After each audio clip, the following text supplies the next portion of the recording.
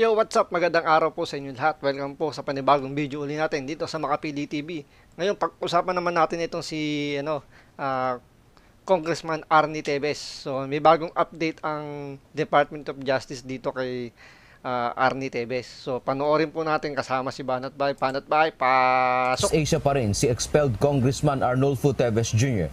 Ayon kay Department of Justice o DOJ Secretary Crispin Rimulya, protektado ngayon si Tevez ng local warlord sa kanyang mga pinagtataguang bansa.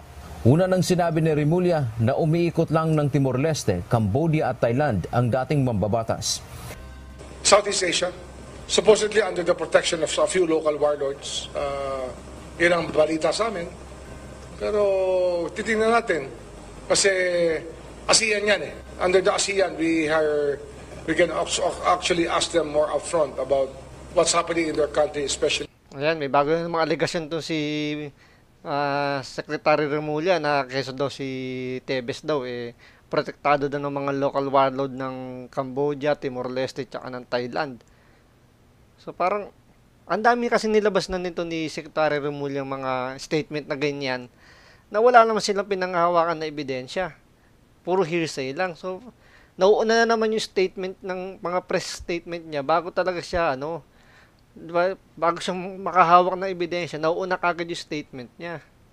If somebody who is a known terrorist being harbored by anybody.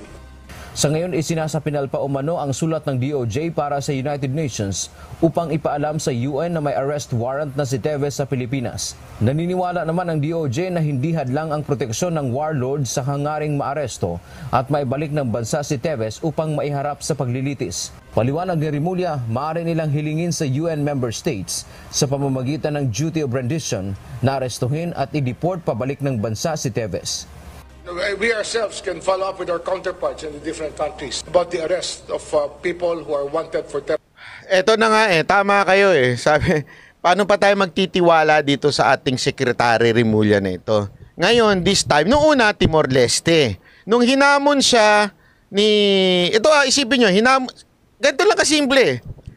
Sabi ni Rimulya, si Tevez daw ay humingi ng asylum dito sa Timor-Leste. Naalala niyo yon? Yung unang statement ni Secretary Remulla na yun nga pinalalabas niya na nasa Timor-Leste nga daw si Arnie Tevez na nanghihingi ng political asylum. Pero wala naman sila mailabas na papeles na nanghihingi talaga. Kasi pwede naman manghingi ang Pilipinas diyan Government to government mag-uusap Diba? Mag-request lang naman kung totoo. Tapos nagamon si Kong Tevez kay Rimulya na uuwi siya ng Pilipinas kapag may naipakitang dokumento. Kung wala, mag-resign siya. Hinamon ni Tevez, sige maglabas kayo ng dokumento nang hingi ako ng asylum dito. Magpapabaril ako sa luneta. Yan ang sinabi ni Tevez. Pero pag hindi kayo nakapagpalabas ng dokumento na yan, mag-resign ka. Ano nangyari? Walang dokumentong nailabas si Rimulya na talagang humingi ng asylum si Tevez dito sa Timor-Leste. Tapos, isipin nyo ito yung kulungan na puro kababalaghan na nangyayari, puro kaguluhan na nangyayari. Ano sabi niya? Na-fake news ako. Na-fake news siya ng sarili niyang tao. Diba? Yung pinalabas nga nila sinabi, patay na nga daw yung preso na tumakas, 'di ba? Biglang sinabi na fake news daw. So paano ka nga naman maniniwala rito kay Secretary Remulla? Ni walang tauhan niya na dali pa siya ng fake news. Ano pa yung international na balita makukuha niya? Take note, hindi ho ang nag-fake news sa kanya, media. Hindi ho ang nag-fake news sa kanya yung ibang tao. Ang nag-fake news sa kanya, tao niya mismo. Pangatlo, na-fake news din siya doon sa dokumento sa mga paglipat ng mga ilang preso. Na-fake news na naman siya doon. Tapos eto sasabihin niya ngayon, si Tevez hawak ng mga warlords, pinoprotektahan ng warlords. Sino nagsabi sa'yo? Tao mo rin. Yung tao mo rin na kung saan Yung iba mong mga tao mahilig sa fake news. Malamang, hindi naman sa international law niya nakuha yung, international law, sa international community yung tip na yun na protektado ng warlord si Tebes. Malamang, ang nagkwento lang sa kanya, mga tao niya lang din. Ito, syempre, si Remulla, mainit kay Tebes, paniwalain. Lahat na lang nasasabihin ng mga tao niya, paniniwalaan niya. Wala na siyang pakialam kung fake news, basta sa kanya, wawasakin niya si Kong Tebes. Hindi, baka mamaya, baka darating ang panahon, sasabihin nito ni Remulla, ay si Tebes ay alien. Kulang na lang sabihin, alien. Pabira. Ang totoo, kaya hindi namin mahuli si Tebes kasi alien siya eh. Nandun siya sa ship sa sa universe. Nasa ibabaw ng nasa outer space. Kaya di mahuli-huli. Wala naman kasi tayong spaceship. So hindi mahuli si Kong Tebes kasi nandun lang siya sa outer space. Ito nga Mr. Secretary, how are we going to believe you kung lahat ng sinasabi mo, ikaw din ang nagsasabing fake news ka? How can we believe you na si Tebes pinoprotektahan ng warlords?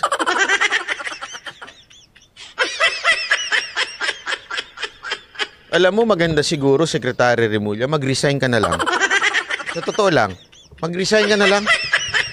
Kasi wala na. Ba't mo naman gustong mag-resign si Secretary Remulla Banat Bay? Bakit naman? Ano ba dahilan mo? Naniniwala sa iyo eh. Ganun. Wala na naniniwala sa kanya. So, malamang siguro nga tama si Banat Bay. Wala na naniniwala sa kanya. Parang nga pinagtatawanan lang to si Remulla ng mga media eh.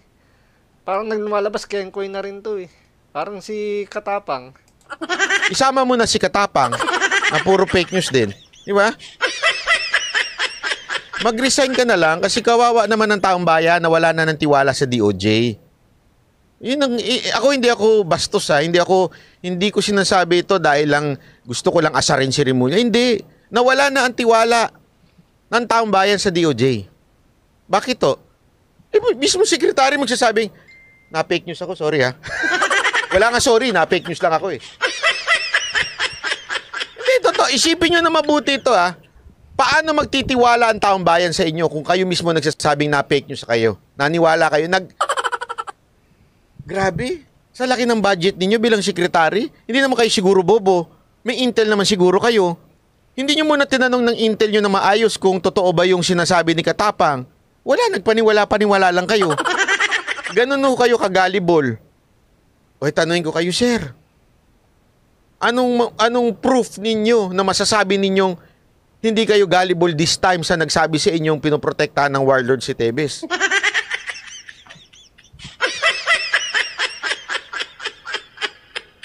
Eto na lang. Mr. Remulla. Meron ka pang pahuhuli namin yan sa Interpol si Tebes. Hindi nyo nga mapahuli si Bantag eh. Na nasa Pilipinas eh. Correct. Diba? Hindi nila mahuli si Bantag. Nandito nga sa Pilipinas, nagtatago. Hindi nila mahuli. Si Tebes pa na hindi nga nila alam kung nasaan. Diba? Grabe. Sobra tong si Remulla. Yung totoo. Stop talking. In other words, shut up. Just do your job. Masyado ka mapamidya eh. Sa totoo lang, masyado ka mamidya. Correct. Mahilig kasi nasa media si Secretary Remulla dahil nga may plano na nga daw itong tumakbong senador. So, siyempre, di bali na magmukhang eng-eng yung mga sinasabi niya. Basta lumabas siya sa mainstream, is malaking advantage na yun, di ba? Na ikaw na mismo naglalaglag sa sarili mo. Isipin mo ha, this guy is protected daw ng warlords. Yet, pahuhuli namin sa Interpol. Titimbrihan namin, may pa-UN pa siya, titimbrihan namin na UN. Utusan?